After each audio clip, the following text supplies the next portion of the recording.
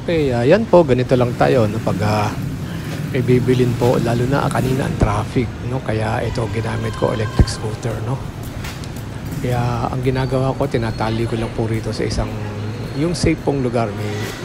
Kasi dito may security guard, no? Kaya safe siya. Ngayon, pinakadena ko na lang siya.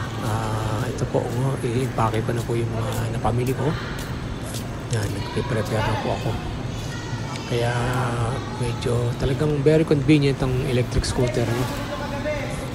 Yan, tas may napsa ka lang. Yan, bumili po ako ng tinapay, pang-ulam ko. Pang-ulam namin sa lunch. Kaya malaking bagay po itong electric scooter, lalo na pag nagmamadali ka. Kasi kanina, yung papalabas sa subdivision namin, grabe, sobrang traffic. Ang ginawa ko po, inakit ko lang sa bangketa to, sinampa ko, yan. Kaya mabilis ako nakapunta sa palengke. Yan, ito lalo na ngayon. Pauwi na po tayo, no? Yan, inaayos ko na po. Yan, yung mga pinamili ko. Yan, nakikita nyo po. Yan. Sinabit ko na lang. Meron po tayo isang sabitan dito. Yan. Chill-chill lang ang biyahe natin. Ganito lang tayo pag namamalengke. Mga solo ride, no?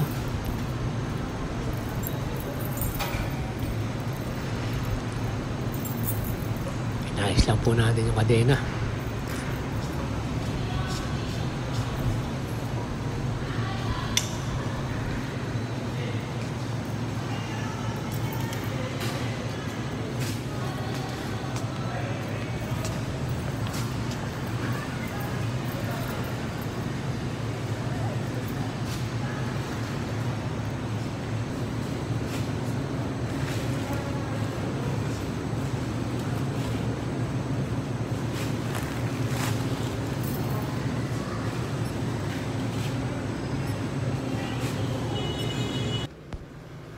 Okay, no, ngayon nandito na tayo, no? Nakauwi na po tayo sa ating bahay, na mag-iupake na naman tayo.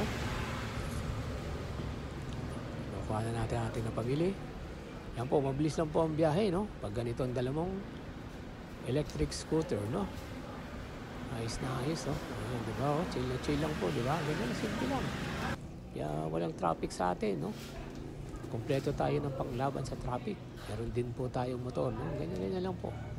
Okay po, mga ka-solo ride. Okay, ayos na po, no? Ayos. Okay, please like and subscribe po. God bless.